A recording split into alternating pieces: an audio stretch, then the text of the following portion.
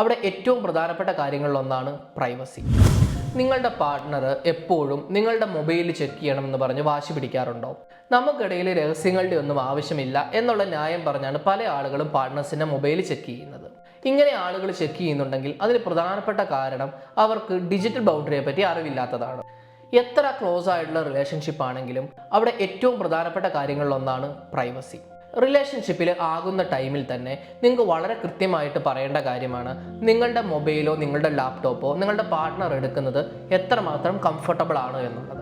ഇനി നിങ്ങളുടെ mobile അവരെടുക്കുന്നത് comfortable ആണെങ്കിൽ അതിൽ ഏതൊക്കെ ആപ്സുകൾ അവർക്ക് യൂസ് ചെയ്യാം, എന്തൊക്കെ അവർ യൂസ് ചെയ്യാൻ പാടില്ല എന്നുള്ളത് കൃത്യമായി ആദ്യം തന്നെ കമ്മ്യൂണിക്കേറ്റ് ചെയ്യുക.